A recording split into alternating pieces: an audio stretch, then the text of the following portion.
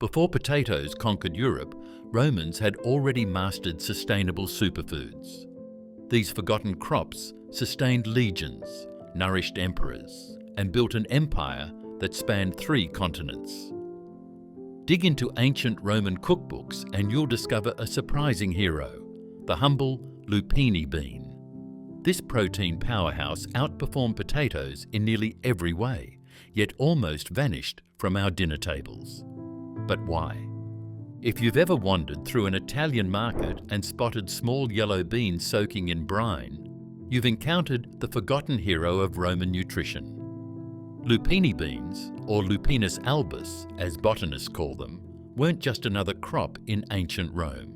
They were the nutritional foundation that helped build an empire spanning 3 continents. Archaeological excavations at Roman military camps, from Hadrian's Wall in Britain to desert outposts in North Africa, consistently uncover lupini bean remains. These unassuming legumes appear in food storage areas, waste pits, and cooking zones, confirming their ubiquity throughout Roman territories. At the Vindolanda Fort, near modern-day Hexham, England, preserved food stores revealed lupini beans alongside grains and other provisions, standard issue for legionaries stationed at the empire's edge. Roman agricultural writers took lupini beans seriously enough to devote considerable attention to their cultivation. Columella's De Re Rustica, the most comprehensive Roman farming manual, provides detailed instructions for planting, harvesting, and processing lupini beans. Written in the 1st century CE, his work describes lupini as particularly beneficial to exhausted fields, while providing substantial nourishment to both humans and livestock. Unlike modern beans that need rich soil and regular care, lupini beans thrived in the challenging Mediterranean climate. They grew in poor, sandy soils where other crops failed, required minimal irrigation, and naturally enriched the ground for future plantings. For practical Romans, these attributes made lupini beans the perfect crop for expanding territories and feeding growing populations. What distinguished lupini beans from other legumes was their remarkable versatility. Roman cooks served them fresh when young, dried them for year-round use, ground them into flour for bread, and even fermented them into condiments. Every part of Roman society consumed them, from slaves working the fields to emperors dining in palatial halls. When famine threatened, stored lupini beans often meant the difference between survival and starvation. While most modern legumes like chickpeas and lentils provide decent nutrition, they pale in comparison to what lupini beans offered Roman bodies. A typical Roman soldier marching 20 miles under full pack needed dense nutrition in portable form, exactly what these beans provided. While lupini beans might look like unassuming yellow discs, their nutritional profile would make modern superfoods look like nutritional lightweights in comparison. The nutritional profile of lupini beans would impress even the most zealous modern health influencer. These beans pack an astonishing 26-36% protein by weight, significantly higher than chickpeas, 20%, lentils, 18%, or even soybeans, 25%. A single cup of cooked lupini beans provided Roman legionaries with nearly 26 grams of complete protein, containing all 9 essential amino acids humans need for muscle repair and growth. What makes lupini beans truly exceptional is their unusual carbohydrate structure.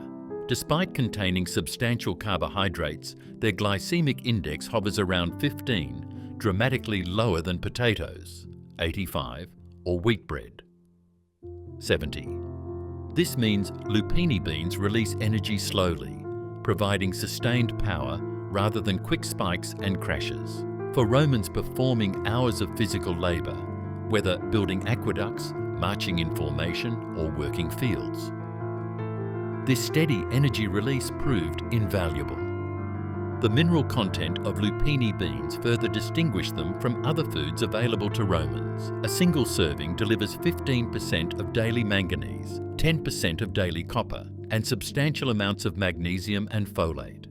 These nutrients supported crucial bodily functions from bone formation to wound healing, essential for a population constantly engaged in physical activity and military campaigns.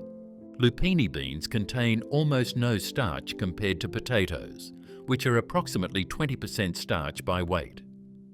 Instead, lupini beans provide soluble fibre, which helped Romans maintain digestive health despite a diet otherwise heavy in wheat and occasionally meat. The high fibre content, approximately 11 grams per cup, also created a feeling of fullness, allowing soldiers and labourers to work longer between meals. For Roman military commanders, lupini beans solved multiple logistical problems simultaneously. Their exceptional protein-to-weight ratio meant troops could carry sufficient nutrition for extended campaigns without overburdening themselves. The beans' long shelf life, up to 3 years when properly dried, allowed for stockpiling in military storehouses across the empire. Archaeological analysis of human remains from Roman military sites shows remarkably good bone density and muscle attachment sites, indicating excellent nutrition despite harsh conditions. Feeding an empire spanning 3 continents required food that was nutritionally dense, easily transported, and simple to prepare. Criteria that lupini beans met perfectly. The remarkable nutrition of lupini beans wasn't just good for Roman bodies. It was equally beneficial for Roman farmland, creating an agricultural cycle that modern sustainable farmers would envy. Roman farmers understood lupini beans as more than just food. They were living soil factories. Unlike most crops that deplete soil, lupini beans actually enriched it through a remarkable partnership with soil bacteria. Their roots develop nodules housing rhizobium bacteria, which capture atmospheric nitrogen and convert it into forms plants can use. A single season of lupini cultivation could add up to 200 kilograms of nitrogen per hectare, comparable to modern fertilizer applications, but without any industrial chemicals. Pliny the Elder, in his encyclopedic Natural History, described lupini beans as requiring the worst soil and making it better. Roman farmers observed that fields planted with lupini beans for just 1 season produced wheat yields up to 30% higher the following year.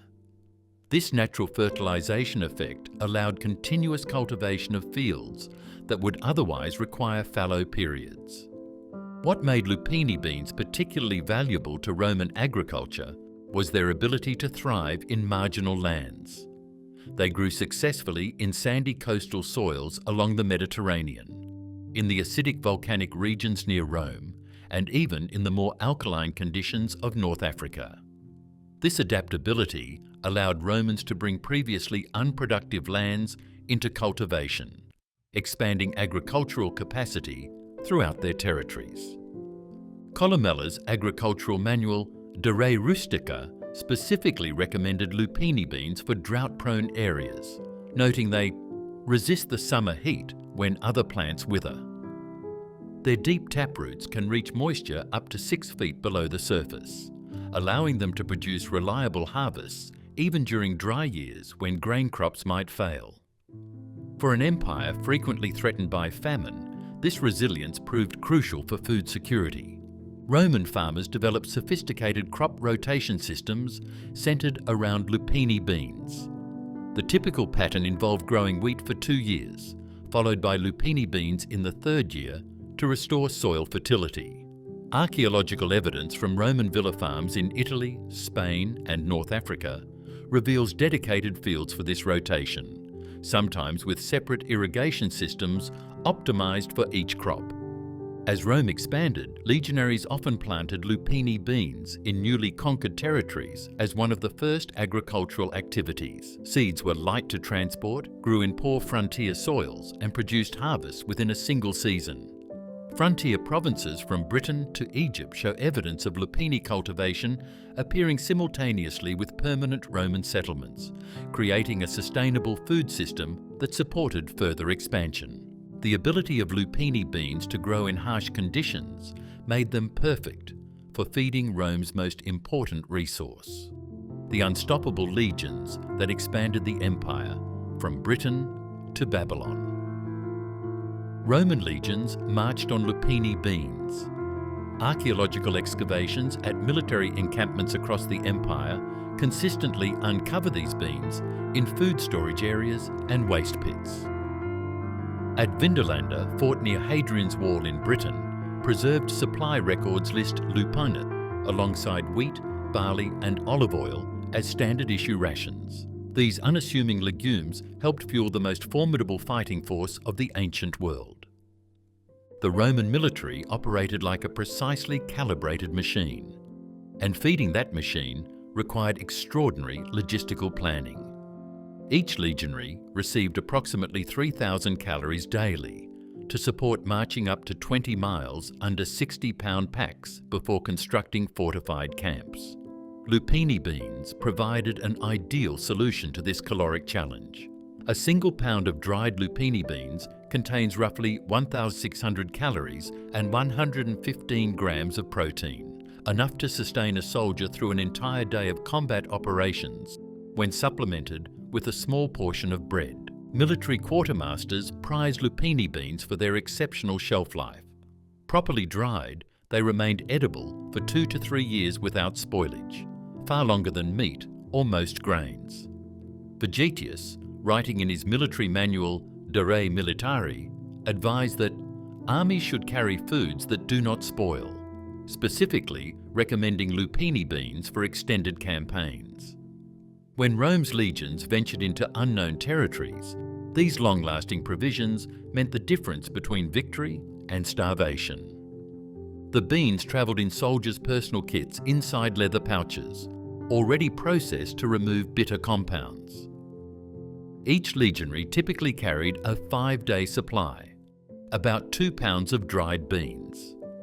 When multiplied across a standard legion of 5,000 men, this amounted to 5 tons of lupini beans in constant transit throughout the empire. Supply trains followed with additional provisions for longer campaigns.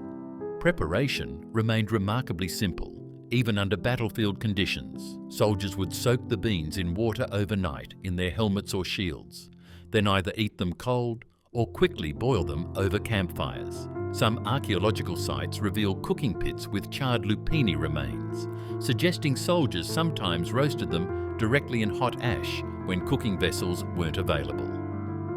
Cassius Dio, chronicling Trajan's Dacian campaigns, noted that when other supplies failed to reach the front lines, legionaries sustained themselves on lupini and water alone for 8 days, while maintaining sufficient strength to defeat enemy forces.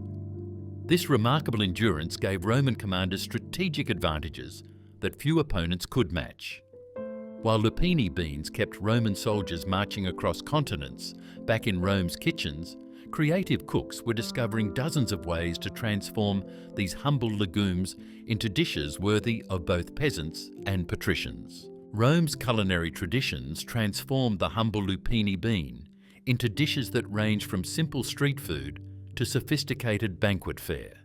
In wealthy homes, specially trained cooks prepared elaborate lupini dishes, while in modest apartments, families soaked and seasoned them, according to regional traditions passed down through generations. Unlike many foods that marked social divisions, lupini beans crossed class boundaries, appearing on tables throughout Roman society. The celebrated cookbook of Apicius, De Re Coquinaria, includes several lupini preparations that showcase their versatility. One notable recipe instructs cooks to boil debuted lupini beans with leeks, coriander and cumin, then dress them with olive oil, garum, fermented fish sauce, and a splash of wine. Another preparation recommends mashing cooked lupini beans with pepper, lovage and garum to create a paste served with bread, Essentially, a Roman hummus, some 2,000 years before chickpea versions became popular. Before any culinary magic could happen, Romans had to address the bean's natural bitterness. The traditional debittering process involved a multi-day soaking regimen in which beans were first soaked in water for 24 hours, then transferred to fresh water daily for up to 5 days until the bitter compounds leached out. Salt was often added to the final soaking water to enhance flavour. This labour-intensive process explains why processed lupini beans became one of Rome's earliest convenience foods, sold ready to eat by street vendors. Roman seasonings for lupini dishes reflected both regional availability and social status. Common people typically flavoured them with locally grown herbs like oregano and thyme, while wealthy households might add expensive imported spices such as pepper from India or silphium from North Africa. Nearly all preparations incorporated garum, the fermented fish sauce that defined Roman cuisine much as soy sauce characterises Asian cooking today. Archaeological evidence from Pompeii reveals specialised pottery containers designed specifically for serving lupini beans. Small bowls with fitted lids that kept the beans moist during meals. These serving vessels appear in homes across the social spectrum, from modest apartments to luxurious villas, confirming the universal popularity of lupini beans in Roman dining. During religious festivals, lupini beans often featured in ritual meals honouring agricultural deities. The Saturnalia celebrations in December included lupini beans prepared with honey and baked into special festival cakes, symbolising the sweetness that could come from something initially bitter, a metaphor Romans found particularly meaningful. The process of debittering lupini beans wasn't just culinary wisdom. It represented sophisticated chemical knowledge that demonstrated Rome's advanced understanding of food science long before such concepts existed. Roman food science advanced centuries beyond its time through systematic experimentation with lupini processing. Though they couldn't identify alkaloids by name, Roman farmers and cooks understood these bitter compounds could be methodically removed through precise water management. The debittering process, revealed in both written records and archaeological evidence, followed a remarkably consistent pattern across the empire. The initial soaking lasted exactly 24 hours in cold water, after which the beans were transferred to a second container of fresh water. This water change occurred daily, with each villa and farmstead maintaining specialised ceramic vessels specifically for this purpose. Archaeological digs have uncovered paired soaking containers, one typically larger than the other, allowing for continuous processing as fresh batches entered the system, while completed ones exited. After approximately 5 days of changing water, the final step introduced salt, typically sea salt for coastal regions or mineral salt for inland areas. This critical addition accelerated the extraction of remaining bitter compounds while beginning the flavouring process. The entire procedure required about 1/6 the water needed for processing modern almonds or olives, demonstrating remarkable efficiency in water-scarce Mediterranean environments. For long-term storage, Romans employed 3 primary preservation methods. The first and most common involved thoroughly drying beans in the sun until they reached less than 10% moisture content, then storing them in sealed amphorae with a sprinkle of wood ash to prevent insect infestation. Excavations of Roman granaries have revealed lupini beans preserved this way that remained intact after nearly 2 millennia. Underground. The second method involved brining fully debitted beans in a solution of salt water, sometimes flavoured with herbs or vinegar. These brined lupini beans travelled throughout the empire in distinctive wide-mouthed ceramic containers, some bearing merchant stamps, identifying their origin from specialised processing centres in Spain and North Africa. Perhaps most fascinating was the fermentation method, where partially debitted beans were allowed to undergo controlled fermentation with salt and sometimes wheat bran. This technique, described by Columella as producing lupini of exceptional digestibility, created a probiotic food similar to modern fermented soy products. Written records show these preservation techniques evolved to incorporate regional adaptations as lupini cultivation spread.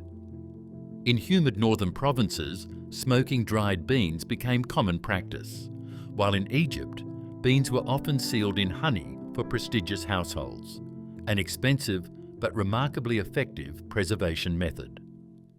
The Romans' ability to store lupini beans for years wasn't just convenient.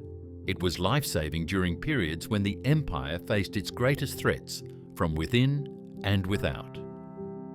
During times of crisis, stored lupini beans often stood between Rome and catastrophe. The devastating famine of 22 CE, recorded by historian Tacitus, saw grain prices soar to nearly 10 times normal rates.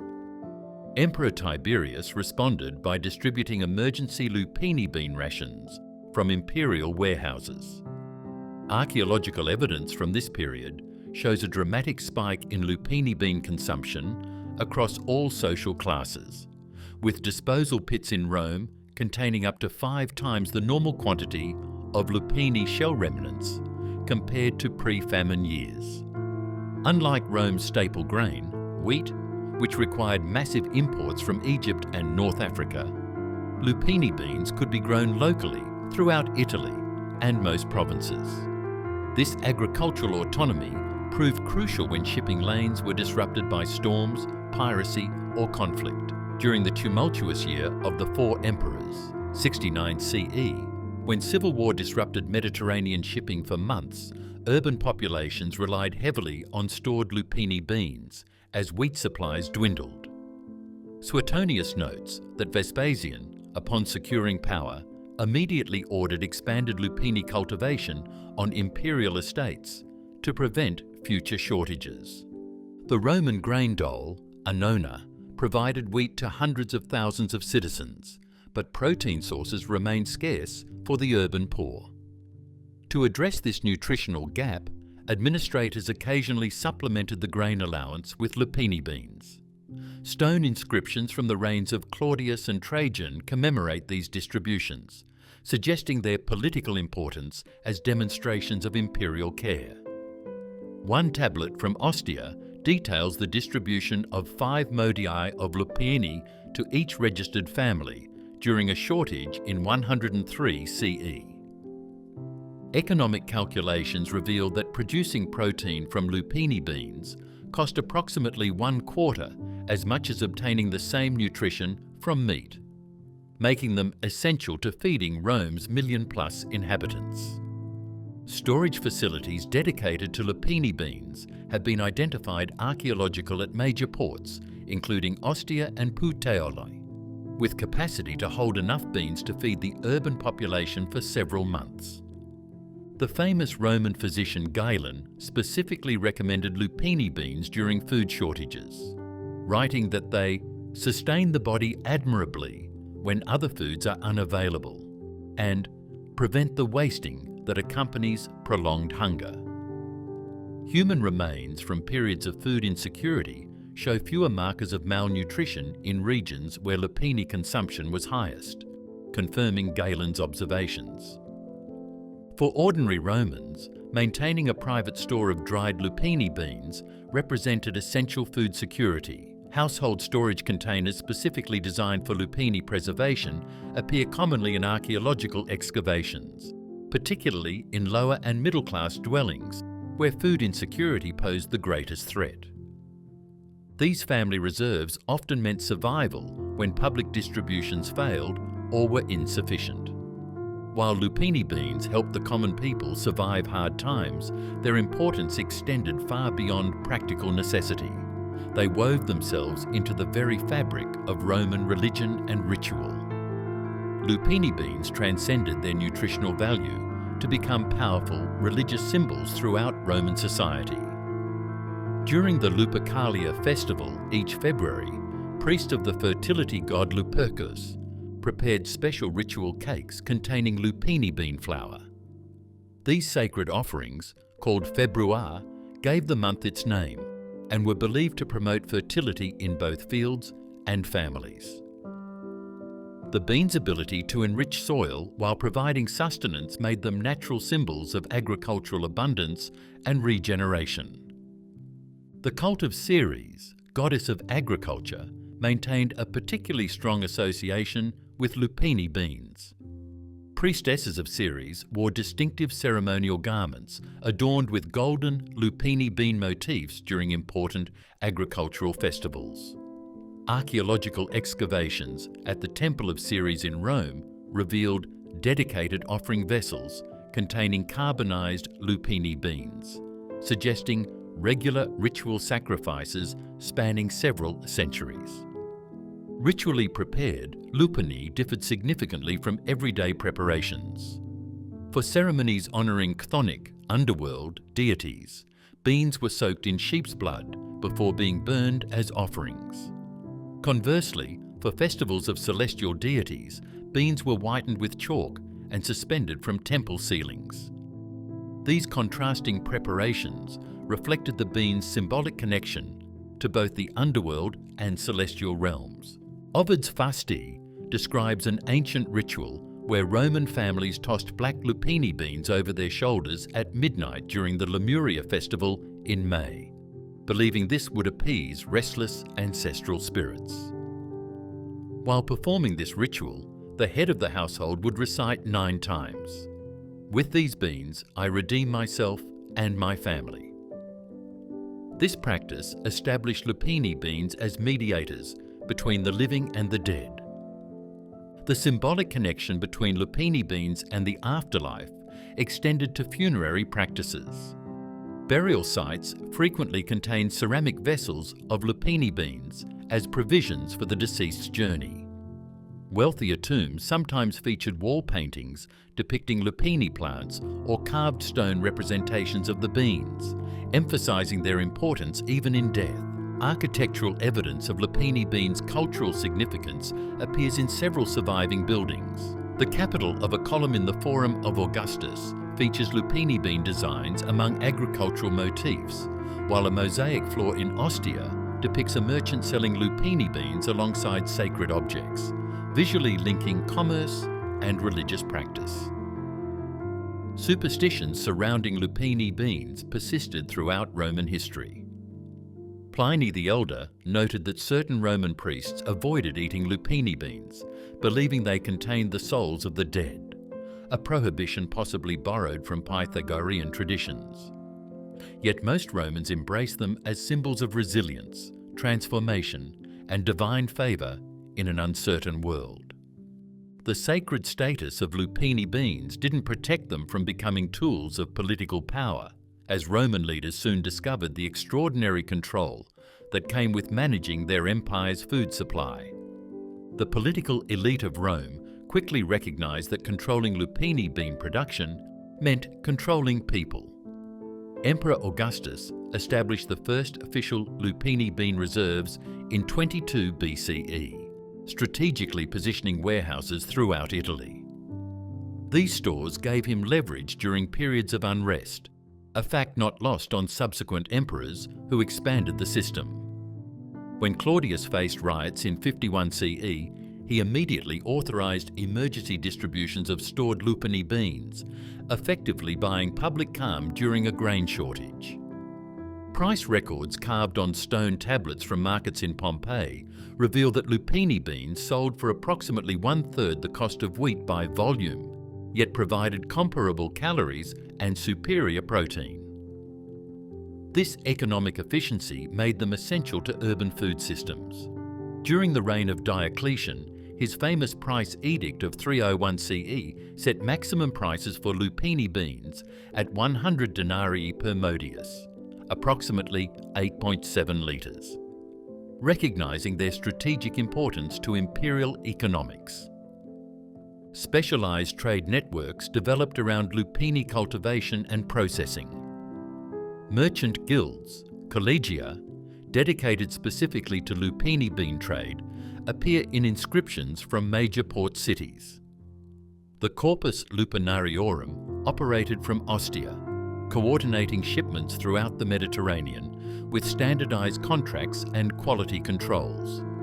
Their guild house, excavated in the 1960s, reveals sophisticated storage facilities and meeting rooms decorated with lupini-themed mosaics.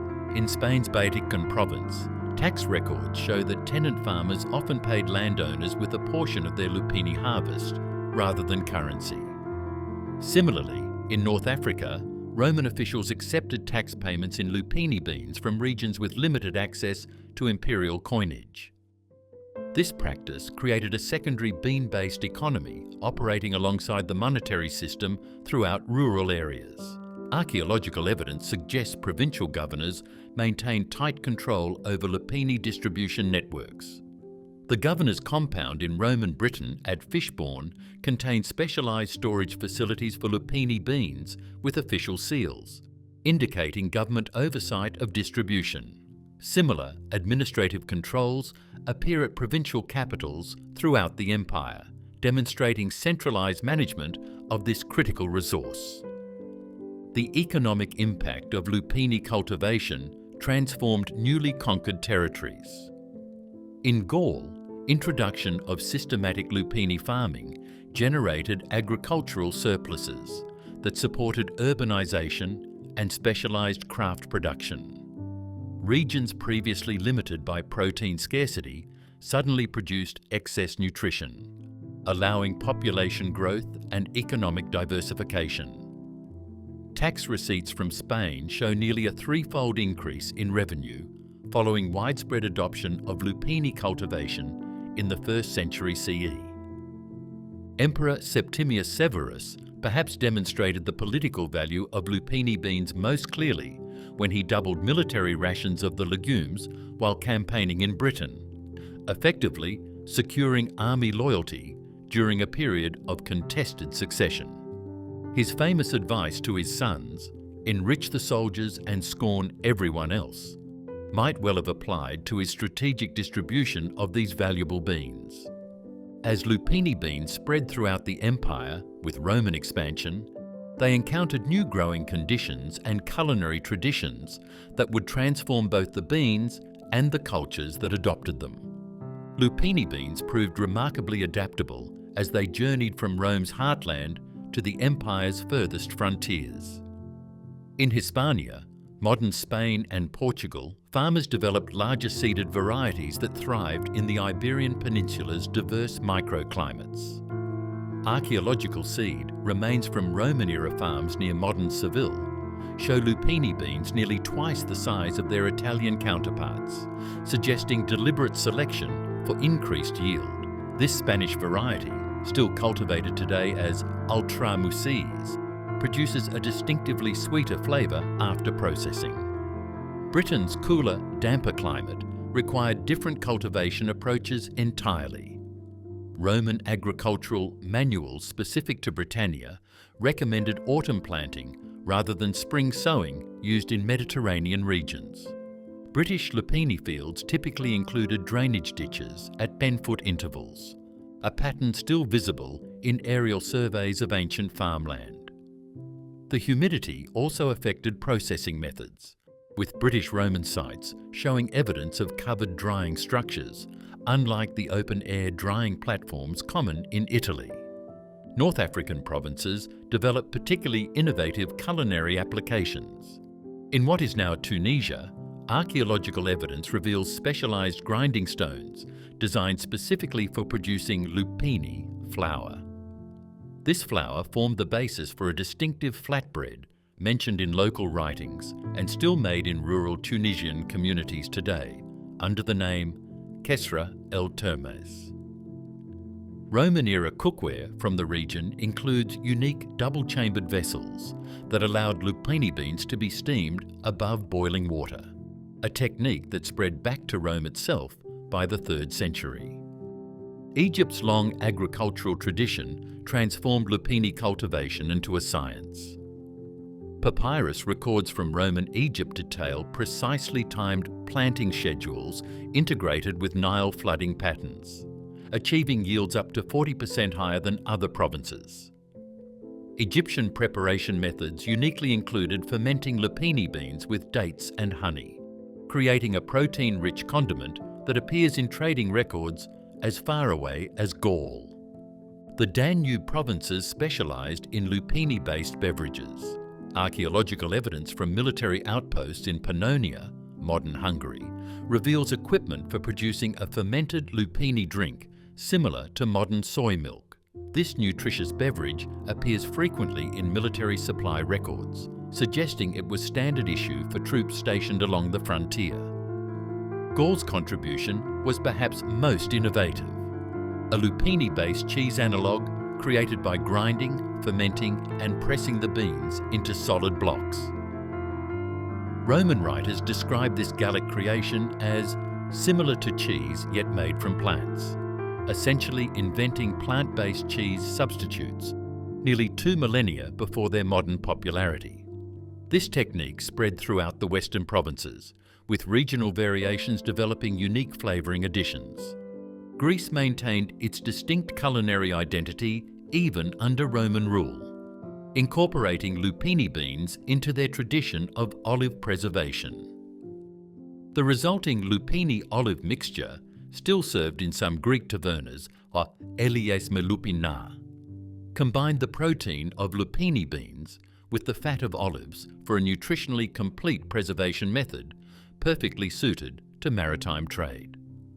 After centuries feeding an empire, lupini beans faced their greatest challenge when Rome itself began to crumble, forcing this resilient crop to adapt to a dramatically changing world. When Rome's administrative structures crumbled in the 5th century, lupini beans demonstrated the same resilience that had made them valuable to the empire. Archaeological excavations at post-Roman settlements reveal continuous lupini cultivation despite dramatic political changes. At the former Roman town of Verulamium, modern St Albans, England, lupini bean remains appear consistently in layers dating from 100 CE through 650 CE, spanning both Roman occupation and Anglo-Saxon settlement, evidence that practical agricultural knowledge survived even as imperial institutions vanished. Monasteries emerged as crucial preservers of lupini cultivation techniques. The Benedictine rule, established in 529 CE, specifically mentioned lupini beans as appropriate food for monks during fasting periods. Monastery account books from the 6th through 9th centuries document systematic lupini planting rotations. At Monte Cassino in Italy, monastic agricultural records detail specific lupini varieties suited to different soil conditions, knowledge directly inherited from Roman agricultural writers like Columella. The Byzantine Empire maintained unbroken lupini traditions in the Eastern Mediterranean. Emperor Justinian's agricultural reforms in the 6th century actually expanded lupini cultivation throughout Greece, Anatolia and the Levant. Byzantine military rations continued to include lupini beans, maintaining their strategic importance.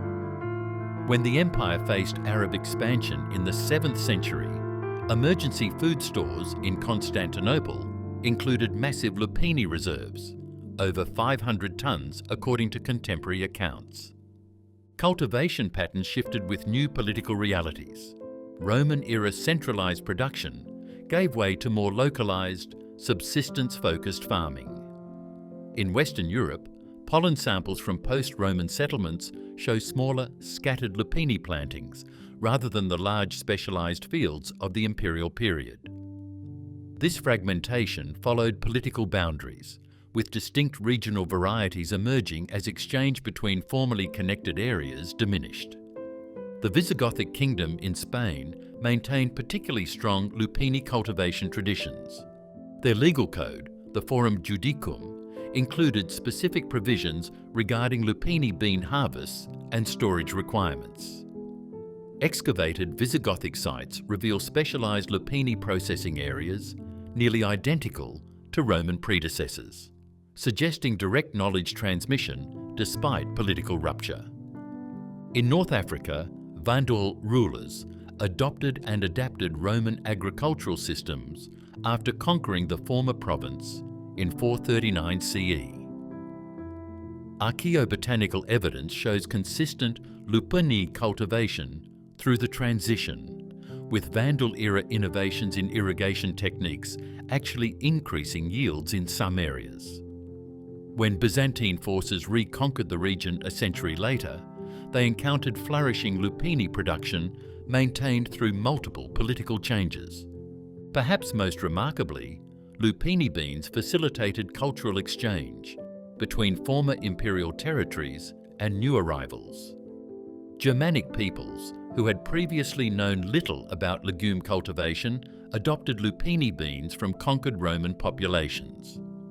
Archaeological evidence from early Anglo-Saxon settlements shows increased lupini consumption within a generation of their arrival in Britain. Edible proof that practical knowledge could transcend political and ethnic boundaries. While lupini beans survived Rome's collapse, they would face an even greater challenge with the arrival of new crops from distant continents that would forever change European agriculture. The Columbian Exchange brought potatoes to European shores in the 1570s, setting the stage for lupini beans' greatest challenge in nearly 2 millennia. Agricultural records from Spain, the entry point for New World crops, show the first dramatic shift. Between 1580 and 1650, lupini cultivation in Castile declined by approximately 40% as potatoes gained prominence. By 1700, many regions that had grown lupini beans continuously since Roman times had abandoned them almost entirely. What drove this rapid replacement? Potatoes offered raw production advantages that overwhelmed lupini beans' nutritional superiority. A single acre of potatoes yielded approximately 12 tons of food compared to 1-2 tons of lupini beans. This productivity difference proved decisive during Europe's population boom in the 17th and 18th centuries. Field records from Italian estates show lupini beans yielding approximately 800,000 calories per acre, while potatoes produced over 4 million. A five-fold increase in raw energy production that overshadowed lupini's superior protein and mineral content. The nutritional trade-off proved devastating. While potatoes provide only 2% protein by weight compared to lupini beans' 26-36%, the sheer volume of potato production masked this deficiency. European peasants consuming mainly potatoes received adequate calories but suffered protein malnutrition unknown or assured in the lupini-based Roman diet. Average height measurements from skeletal remains show a decline of nearly 2 inches in adult stature between late medieval populations and their potato-dependent 18th century descendants. Silent testimony to declining protein consumption. Regional variations in lupini decline followed economic and cultural patterns. Mediterranean areas maintained lupini cultivation longer than Northern Europe, with Portugal and southern Italy continuing significant production into the 19th century. Mountainous regions generally abandoned lupini beans more rapidly, as potatoes thrived at elevations where lupini cultivation struggled. By 1800, lupini beans had become primarily animal fodder throughout most of their former range, with human consumption increasingly rare. Agricultural manuals reflect this transition in stark terms. While 16th century farming texts typically dedicated entire chapters to lupini cultivation, by 1750 most European agricultural guides mentioned them only briefly, if at all. The Spanish agronomist Alonso de Herrera's comprehensive 1513 agricultural guide devoted 12 pages to lupini cultivation. The revised 1818 edition reduced this to a single paragraph focused on their use as green manure rather than human food. The economic efficiencies of potato cultivation proved irresistible even to conservative farming communities. Potatoes required less labour per calorie produced and could be harvested mechanically.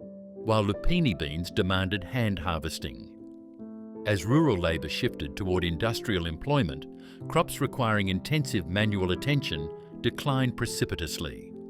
Agricultural census data shows lupini bean cultivation in Spain decreasing from 150,000 hectares in 1750 to barely 25,000 by 1900. Though nearly forgotten by modern agriculture, lupini beans found unexpected sanctuary in certain isolated communities, where ancient traditions proved surprisingly resilient against the tide of agricultural change. Like botanical time capsules, pockets of living lupini tradition survived in isolated communities throughout the Mediterranean. Portugal's Azores Islands, settled in the 15th century and then largely forgotten by mainland agricultural trends, maintained continuous lupini cultivation into the modern era. The island of São Miguel still grows a lupini variety genetically similar to Roman-era beans, found at archaeological sites in Lusitania. Local farmers continued the traditional 5-day soaking process using stone basins virtually unchanged from Roman designs.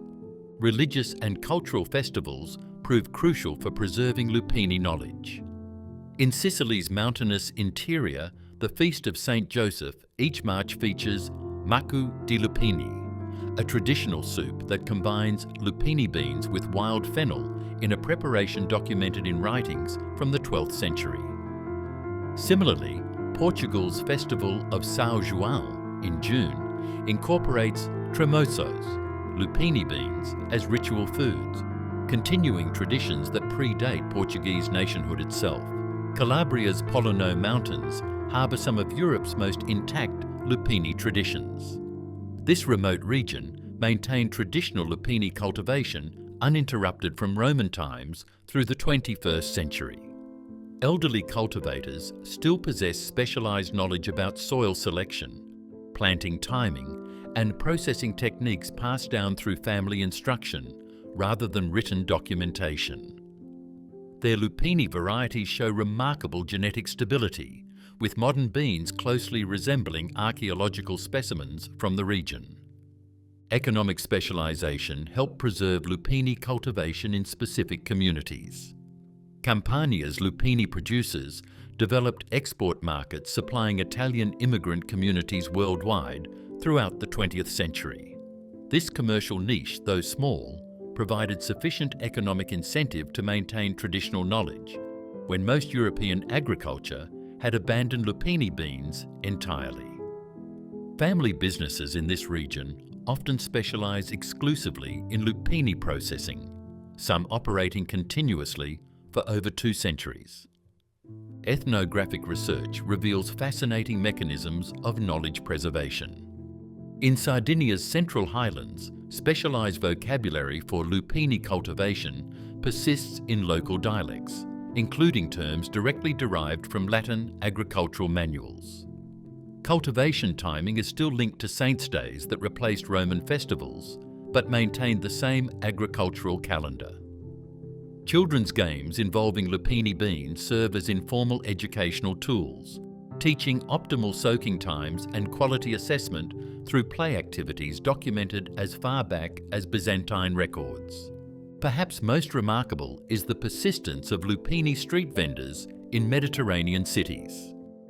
The lupinaro in Naples, the tramuceru in Sicily, and the tremocero in Lisbon maintain nearly identical practices to vendors depicted in Roman frescoes, selling ready-to-eat lupini beans from portable stands as convenient street food. These urban traditions preserved lupini consumption even as home preparation declined, creating continuous demand for rural production. These preserved traditions maintained not just the beans themselves, but the ecological knowledge systems that sustained them for millennia.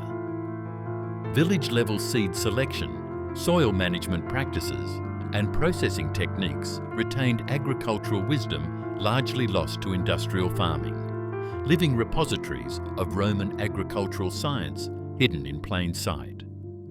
After centuries of neglect, lupini beans are experiencing an unexpected renaissance as modern nutritional science rediscovers what Roman legionaries knew thousands of years ago. Modern nutritional science is validating what Roman soldiers knew through experience. Lupini beans offer extraordinary health benefits that outperform most contemporary protein sources.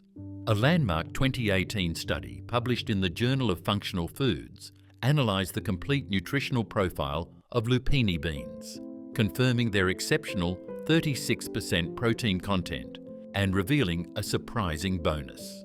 Lupini beans contain all 9 essential amino acids in proportions nearly identical to the ideal protein pattern recommended by the World Health Organization. Few plant proteins can make this claim without supplementation or careful combining. Clinical research has uncovered benefits Roman physicians could only have guessed at. A 2020 study in the European Journal of Clinical Nutrition demonstrated that consuming just 30 grams of lupini bean protein daily reduced LDL cholesterol by an average of 12% among participants with moderately elevated levels. The effect rivals pharmaceutical interventions, but without side effects. What explains this remarkable property? Lupini beans contain unique peptides that bind to cholesterol in the digestive tract, preventing its absorption. Diabetes researchers have shown particular interest in lupini beans' extraordinary glycemic profile.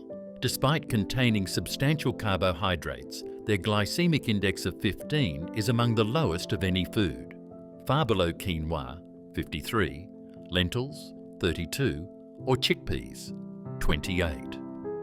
A University of Melbourne study tracked blood glucose levels in participants consuming lupini-based versus grain-based meals with identical calorie counts. The lupini group showed 40% smaller blood sugar fluctuations and reported feeling full 90 minutes longer on average, exactly the properties that sustained Roman legionaries on long marches. The athletic performance community has enthusiastically embraced lupini beans as a superior plant protein. Comparative analysis with other protein sources reveals why. Lupini beans provide more protein per calorie than chicken breast, with nearly 3 times the fibre and none of the saturated fat. They deliver more iron than spinach, more potassium than bananas, and more calcium than many dairy products. Could Roman military dominance have been partially fueled by this nutritional advantage? Market data reflects growing awareness of these benefits. Retail sales of lupini bean products increased by 85% between 2018 and 2024, with particularly strong growth in ready-to-eat formats.